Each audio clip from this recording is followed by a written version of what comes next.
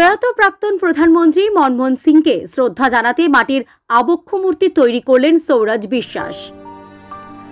সদ্য প্রয়াত হয়েছেন ভারতবর্ষের প্রাক্তন প্রধানমন্ত্রী ডক্টর মনমোহন সিং। তার প্রতি শ্রদ্ধা জানিয়েছেন ভারতবর্ষের প্রধানমন্ত্রী নরেন্দ্র মোদী থেকে শুরু করে রাজ্যের মুখ্যমন্ত্রী মমতা বন্দ্যোপাধ্যায়। এবার প্রয়াত প্রাক্তন প্রধানমন্ত্রীকে শ্রদ্ধা জানাতে শান্তিপুরের এক যুবক মাত্র 4 ঘন্টায় মাটি দিয়ে নিপুণ হাতে তৈরি করে ফেললেন মনমোহন সিং এর আবক্ষ মূর্তি।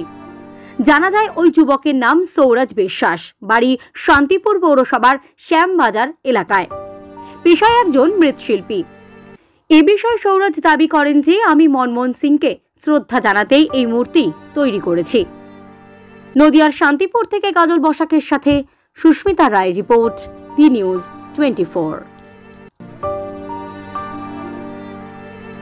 এনার প্রতি শ্রদ্ধা জানানোর জন্য আমি এই কাজটা করেছি।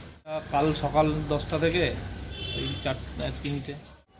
দেশের প্রাক্তন প্রধানমন্ত্রী যেহেতু, আর এনার কাজগুলো ভালো ছিল, যার জন্যই করে। আর এই ধরনের কাজ করতে ভালো লাগে।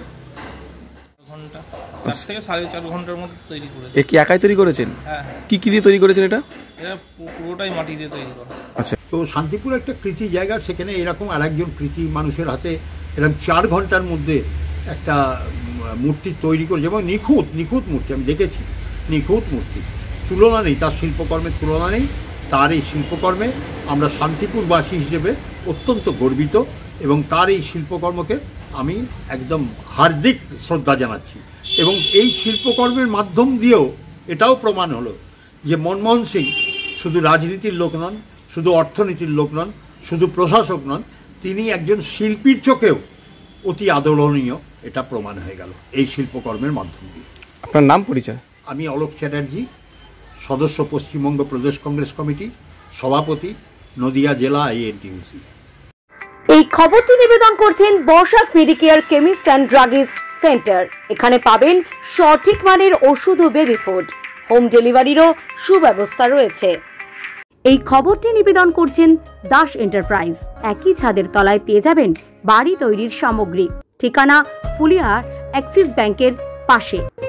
আজই আসুন। এই খবরটি নিবেদন করছেন মঞ্জেরিজ।